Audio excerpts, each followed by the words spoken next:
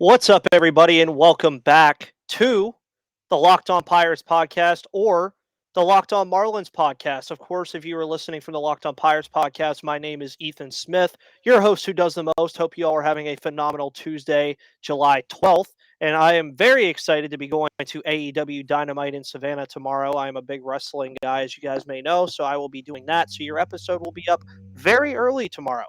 But you're getting this episode today because we are joined by the king from the across the pond, Peter Pratt over at Locked On Marlins. As you see on his Twitter, it is Miami Marlins UK. We're going to be recapping the game from last night, talking about how these two teams plan to attack the trade deadline, and some more storylines going on between the Pittsburgh Pirates and Miami Marlins, as well as a certain player on the Marlins that I still have a soft spot for in my heart. Thank you guys for making Locked On Marlins and Locked On Pirates your first listen of the day here on the Locked On Podcast Network, where it is your team, your Pirates, and your Marlins every day. And with that said, Peter, how are you? Everything going good over there across the pond? The weather good? Everything phenomenal? It is scorching here in the UK. Absolutely scorching, as you may be able to see, those that are watching the episode anyway. I'm sweating up. Yep. I'm sweating up. And that isn't just the Marlins getting beat yesterday getting me in a hot sweat. It's the weather is scorchy. Oh, we are not built for this in the UK. There's no AC. No one has any AC. You just got to sit here and swelter. So I'm doing well. I hope the Marlins offense equally catches fire the rest of this series. Yeah, and somebody who caught fire yesterday, to much appreciation from Pirates fans, was Mitch Keller, who over the past couple of weeks has just continued to bring that ERA down. He was in the sevens at one point, but he is now below a 5 ERA. 7 innings pitched, 5 Ks. I bet over on 4 strikeouts, so thank you, Mitch Keller. Taylor Rogers, not the worst game either. He gets credited with the loss, but I mean, only 2 earned runs and 7 Ks. But Jake Marisnick was the story here. He gets that big home run again late in a game, much like they did Sunday against Milwaukee. You get the ninth inning run that gives them a comfortable lead. And one of the guys who I've been a lot on top of, Yuri De Los Santos, gets his third save, 4 Ks and 1 1/3. The dude's been on it. And I mean, the Miami Marlins, for the most part in this game, just from the jump, and I'm sure you saw this, from the first play, with Jesus Aguilar doing whatever he was doing to Trevor Rogers, the Pirates announcer said that they've heard the Marlins sometimes just tend to be a sloppy team. And when you're 41-44, they're being sloppy could be the difference in the Marlins being a wild card team and being where they are now. So what do you think through the rest of this series the Marlins need to do to kind of bounce back from whatever happened yesterday? Yeah, it's funny. I did actually hear that commentary from the Pirates broadcast crew. I was watching back on the highlights package and it flicked to them, so got to hear their take on it. And yeah, I watched those first couple of innings live. For those that are wondering, thinking, "Where's this accent from?" I'm in the UK, so Yeah. I've got some time zone challenges. And yeah, I mean, what was going on with that play? I mean, it's a regulation ground at the first, effectively. Trevor Rogers starts running to first base. He then has a meltdown, and he just forgets that he's got to catch a ball at first. He just kind of runs blindly to first base and stands there. It was just a weird play, like he'd forgotten that he needed to do anything. He just thought, my only job, I need to get to first base, and the guy's out. No, Trevor, you need to have the ball as well, brother. So Trevor Rogers hasn't been sharp all year. The Marlins defensively, just to kind of go onto that from what the Pirates crew were talking about, at times, defensively, the Marlins have been excellent. However, in the last week or so, there has been a few slip-ups, particularly in a Mets game on Saturday. They had the chance to win it, I think, in extras. And somehow Brian Anderson has an error. Next thing is there's a throw-in error from the pitcher, the closer, Tanner Scott. Sloppy play, like you said. The Marlins, they cannot afford to throw games away. And literally on Saturday, they threw one away. Literally, they did. I mean, this one, they started cold. 2-0 down after the first, you come out sloppy. You know, it's not optimal. In games that the Marlins need, and I emphasize that, they need to be winning these games. They truly do, because they're in the mix. They're 4 back of the wild card 3 spot. They need to be winning this at home again with Trevor Rogers on the mound. They truly do. So, yeah, it was interesting that they have that kind of picture of the Marlins, that defensively they're a little bit sloppy. Just as a ball club, I think they've been sloppy this year. I think that's fair. I think that is. So, yeah. And the thing is you bring up where the Marlins are. Of course, if you're watching on YouTube, you can see on this bottom ticker down here the records for these teams. The Marlins are 41 and 44. The Pirates 37 and 50 after the results of yesterday's game. In an optimistic world, which is where I'm going to go here as a Pirates fan for a second.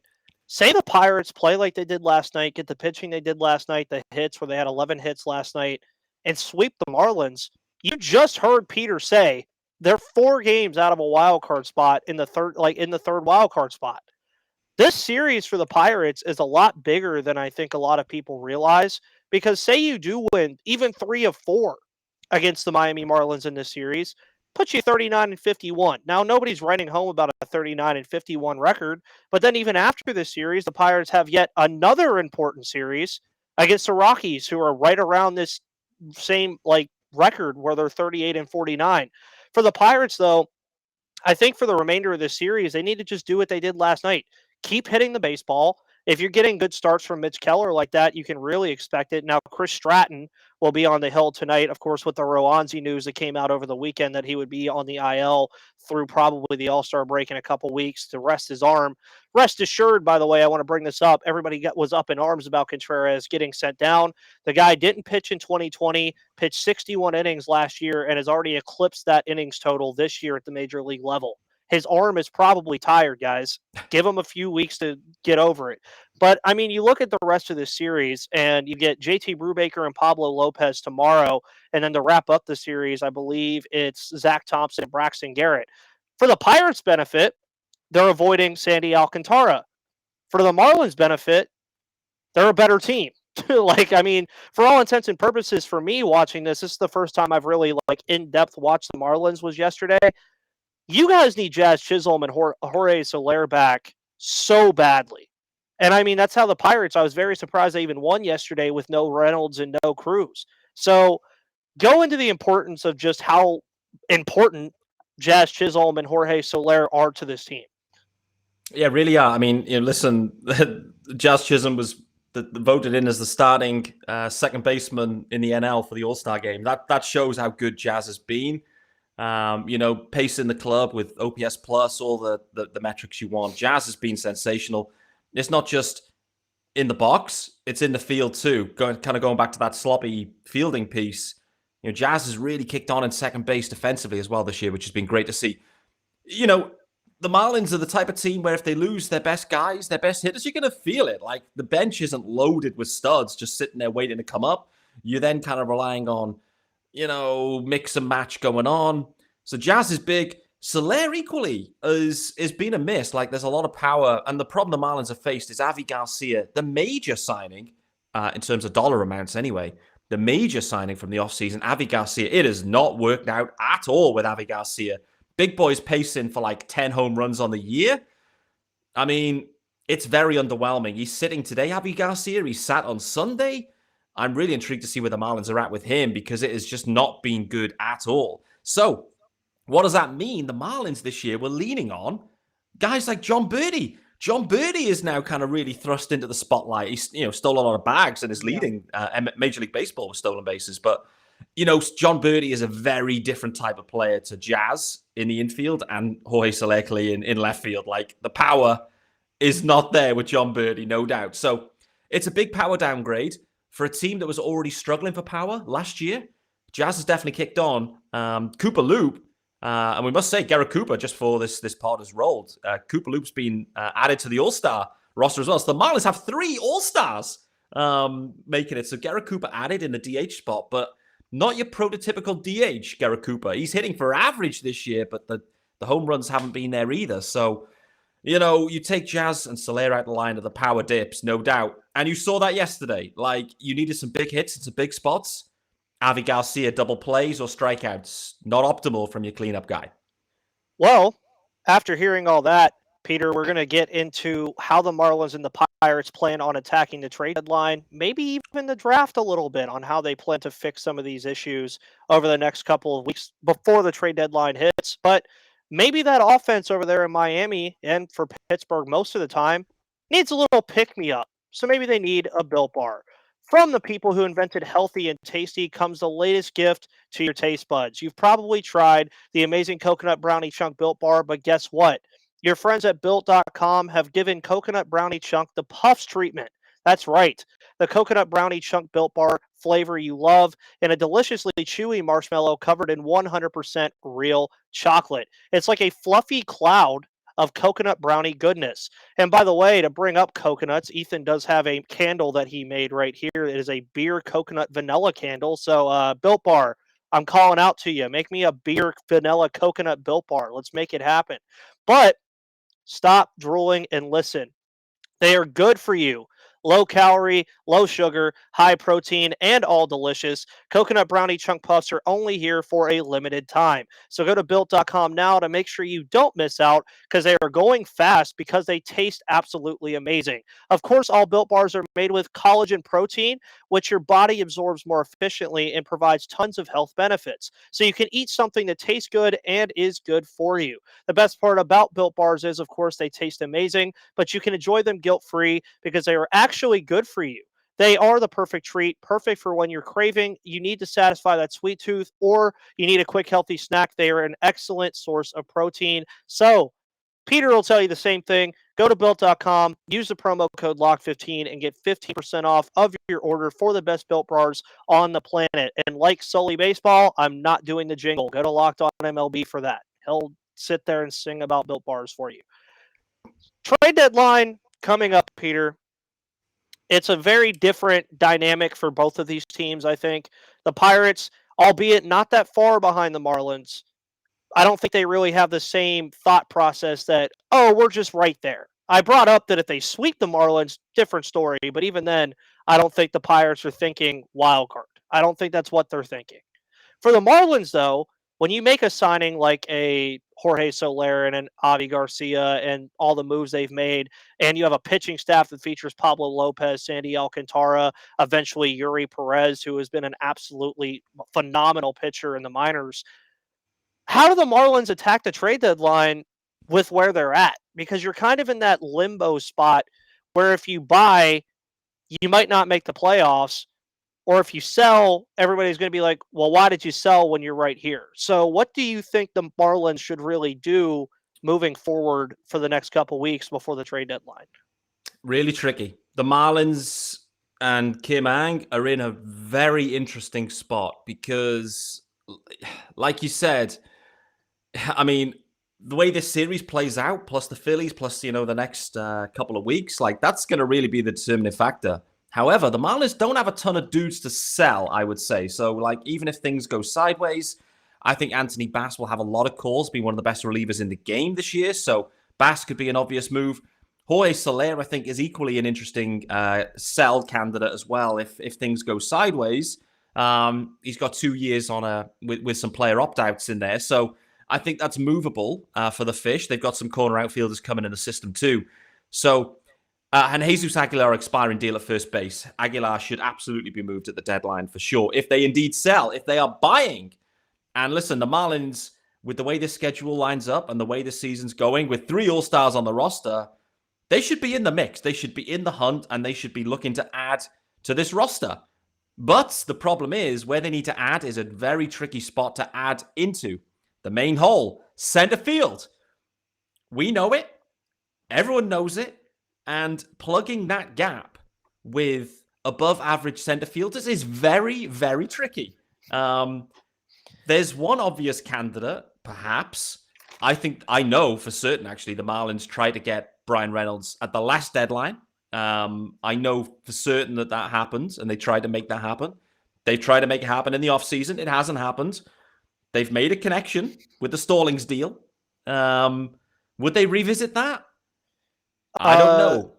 From yesterday, after I've seen reports from multiple people, including Rob from The Athletic, who's a big guy on Pirates Twitter, the Pirates have rejected all offers so far from David Bednar and Bryan Reynolds.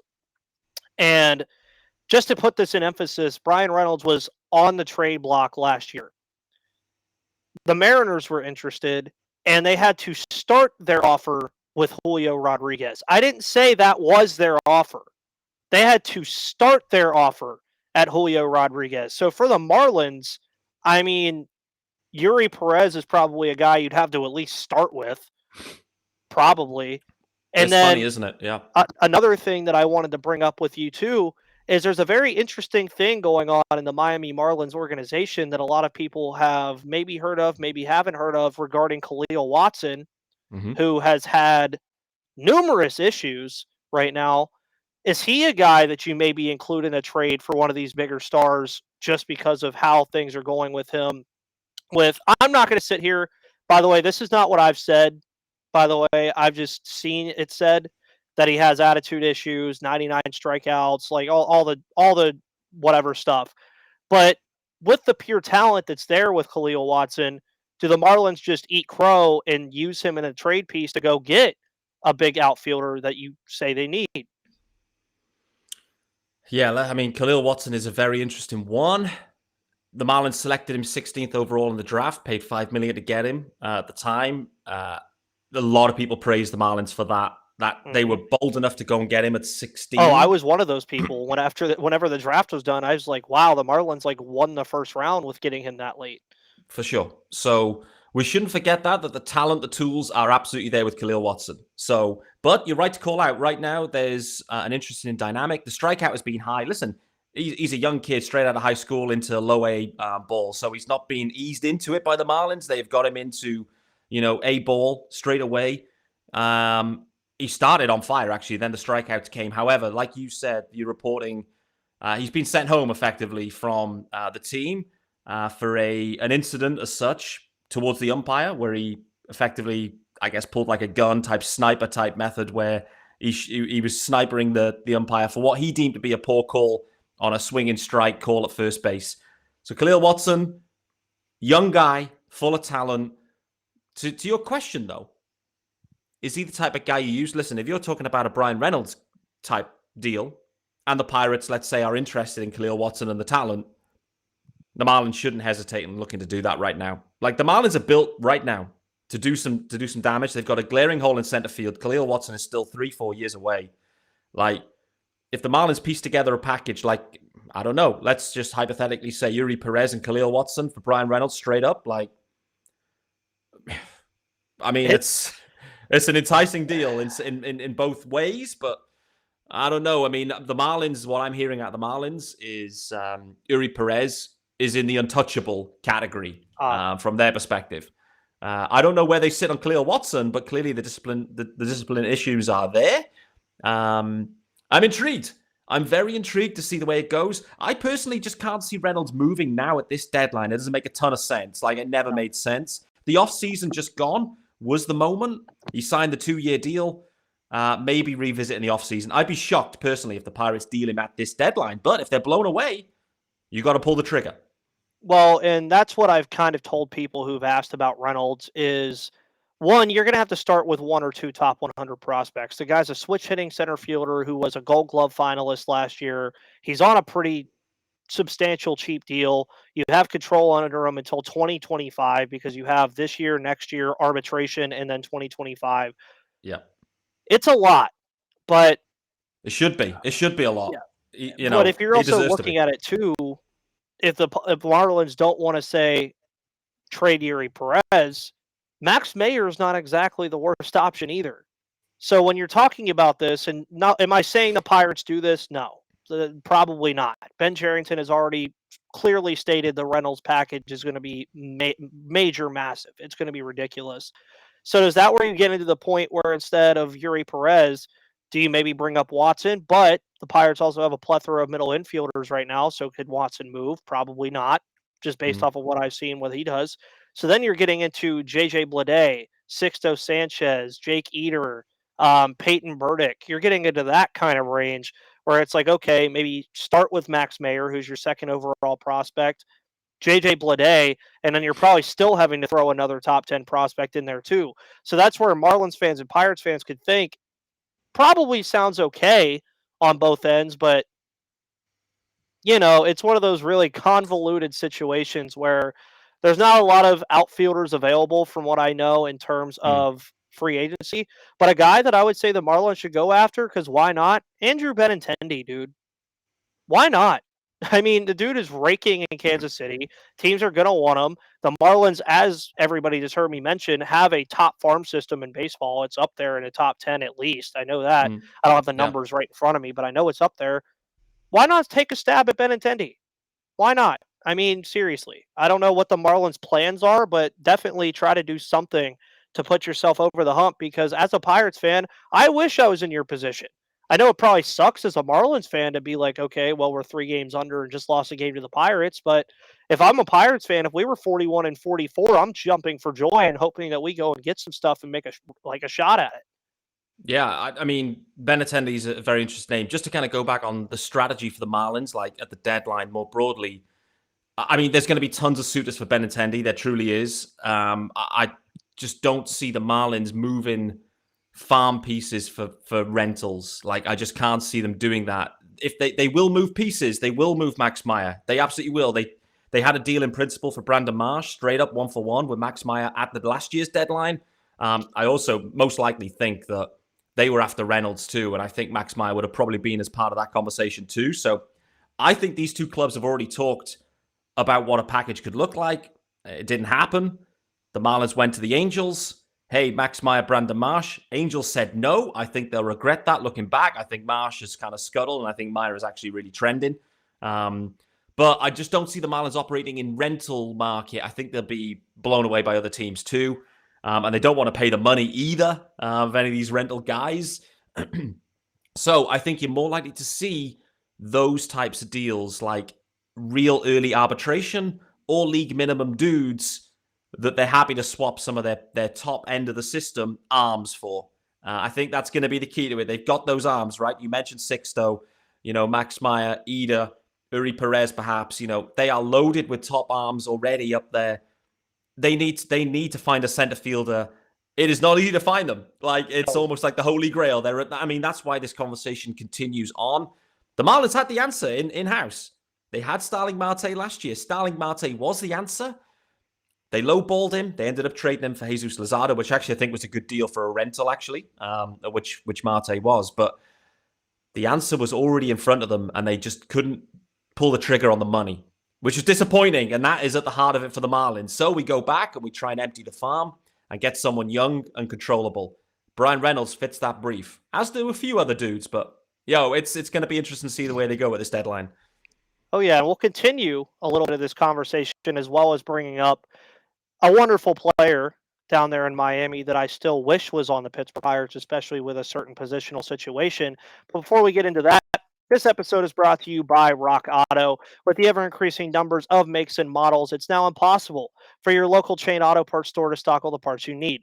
Why endure often pointless or seemingly intimidating questioning and wait while the person behind the counter orders the parts on their computer, choosing the only brand their warehouse happens to carry? You have computers with access to rockauto.com at home and in your pocket. Save time and money when using Rock Auto. Why choose to spend 30 or even 100% more for the same parts from a chain store or car dealership?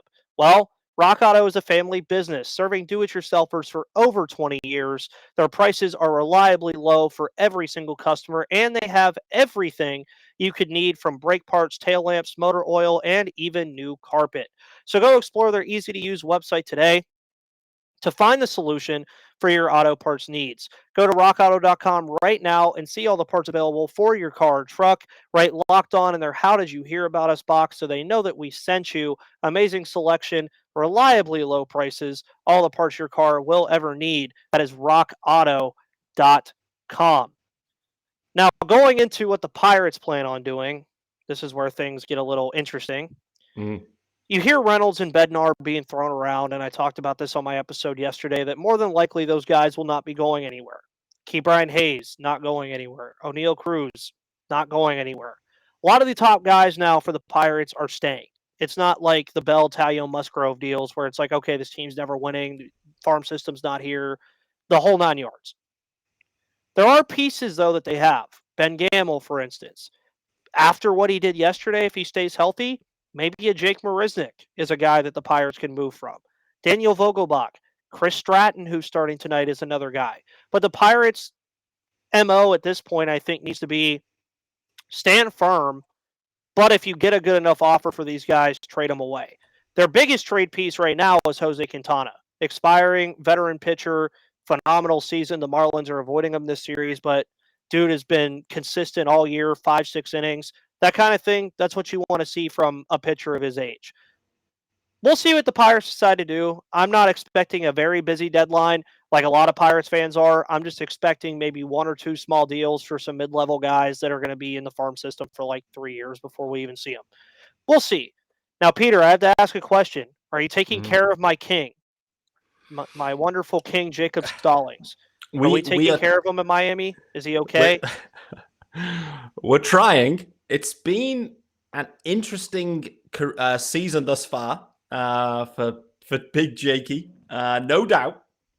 Let's go back to opening day, and the Marlins were hyped.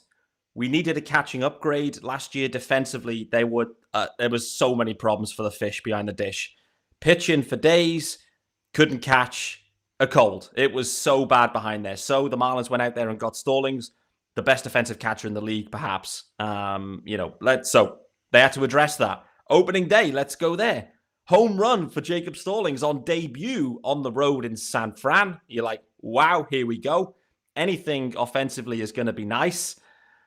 So since then, it has not been as rosy, is how I would describe it. Defensively, I would still say it's been fine. This pass ball streak continued, but there were definitely a few assists, let's say, from the scorer. No doubt. I would say, and offensively, it has not been good. Like, you go and look at Baseball Savant, and like, it is just, he looks like the worst hitter there's ever been. Like, it is really, really poor offensively. So, mixed bag, I would say, with Jakey. I think, listen, he's been catching Sandy every time out, and Sandy's having a career year. His value is there in what he does. Offensively, it's been poor. And some elements of his catching in the game, his framing, his pop time, throws to second, haven't been as good. Like, there's been a few kind of murmurs of discontent in the Marlins fan base, I would say. But that's mainly born out of the fact that a new catcher has emerged. Nick Fortes, who we're going to see tonight. He catches Dan Castano every time. Nick Fortes is a different type of dude. He's improved defensively, and offensively, he's actually a legitimate threat. So, clearly Marlins Twitter a bit like, let's get Fortes in there, because Stallings has been so poor offensively. But I think in many ways he's been as advertised. Slightly not as good as we had hoped, but I still think an upgrade over what we had. So the king still lives on, but now in Nice. Miami, I guess. Well, in revisiting that trade as well, you have Kyle Nicholas, Connor Scott, and Zach Thompson who come over. Zach Thompson, for all intents and purposes, been arguably one of the better pitchers on the staff, if not the best pitcher on the staff this year. Connor Scott, of course, and Kyle Nicholas a little too far away still to really put the verdict out on those guys. But Kyle Nicholas has even emerged as a top pitcher in the system over the last couple of weeks. You really like to see what he can do. So I think on both ends, the Pirates are probably okay with this. For me, though, with getting Roberto Perez in the offseason and then he gets hurt for the remainder of the year, and you're catching Tyler Heineman and Michael Perez, and at one point in the season, Andrew Knapp, now Oh even boy. Jason DeLay, the catcher position is not that great. Now, of course, you have Henry Davis on the way, but the one thing that I think Jacob Stallings did so well, and hopefully he's still doing so well, he always helped young pitchers get better. I think he always was very good at pitch framing. He was always good at going up to the guy whenever they'd have a mound visit and say whatever he said to him. Because if you go back and watch games where he has a mound visit with the pitcher, whatever happens after that is so insane. Like, it's like he says that one specific word, and those guys are like, okay, I'm good. To give you an idea on Kyle Nicholas, by the way, 4.14 ERA in 13 games with a 1.32 whip. Not terrible.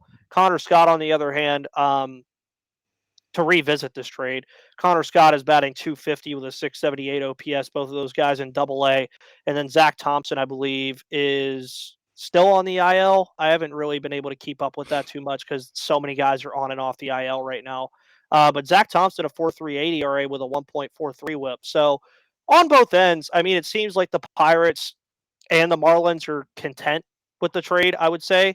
I mean, the Pirates obviously get a starting pitcher, which they needed, and Nicholas and Scott are doing their thing. Stallings appears to have kind of fixed the defensive miscues that were in the backstop last year. I just still wish he was on the Pirates, but I digress on that. I just have to deal with Michael Perez being in the backstop every once in a while. For sure. I mean, honestly, go and check out those Stallings' Savant page. It is crazy. Expected slugging, first percentile. Expected batting average, second percentile. Sprint speed, I mean, okay, first percentile. Woba. Do you guys still call him the Cheetah? He's still down as the cheater here, exactly. So we've got a couple of cheaters now in Miami, I guess, with Stallings and Tyreek Hill, I guess, now as well. So, yes. He's up there for sure, right? So, Stallings, it has not been amazing offensively. And the interesting bit is the framing and the pop time, like I mentioned, they're kind of below average too. So the jury is still out on Stallings, but I do think it has been an upgrade in general. I'm not going to slander your king for certain on this episode. There's no way I would do that. And listen, catching's hard to address. Like, it's a hard position to address. Like, the Marlins have seen that for years. The funny thing is, Jorge Alfaro, that effectively the Marlins gave up on, sent him packing to San Diego. Next thing is Alfaro's absolutely blazing it up in San Diego. So these guys can turn it on from nowhere. It's so volatile, this catching position as well. So all in all, I think it was a fair trade. And I think, to your point, like Zach Thompson, it doesn't shock me. He slotted in that rotation nicely. I saw a lot of nice things out of him last season in the Marlins rotation when they needed him. And in reality, Dan Castano, just to kind of add a bit of context here, Dan Castano is kind of a Zach Thompson dude. Like, they are quite similar in the way they operate. Like, when you watch Dan Castano tonight, you'd be like, oh yeah, I can kind of see some similarity to Zach Thompson. Kind of similar grinding type dudes. We'll wait and see. So, even I'd say on the Stallings trade, just to round that one off. Well, I hope he's doing well. I hope he stays healthy, too. I hope that's one thing that definitely stays healthy with him. But this is it. Pirates and the Marlins play each other 3 more times in this series. Then our teams wrap up before the All-Star break against their respective opponents. And then after the All-Star break, they're right back at it. So I'm sure me and Peter will probably be talking to each other again next week or whenever that happens. Also, Dylan Peters gets reinstated from the IL just now, right when we finish the episode. But with that said, guys, Peter will be back with you tomorrow. I will be back with you tomorrow, probably recapping the events of tonight, everything that's going on. Peter, great having you on. Hopefully the Marlins faithful enjoy me. Hopefully the Pirates continue their winning ways, winning 8 of their last 13, 3 of their last 4 for the Marlins, trying to bounce back. Guys, make sure you check out the Locked On Marlins and Locked On Pirates podcast wherever you get your podcasts. Also, go check out Lindsey Crosby over at Locked On MLB Prospects with the MLB Draft slowly approaching this upcoming Sunday. It's going to be a very fun time. And with that said, that's Peter, if I could ever get the pointing right. That's Peter. I'm Ethan. And guys, I will see you on the flip side.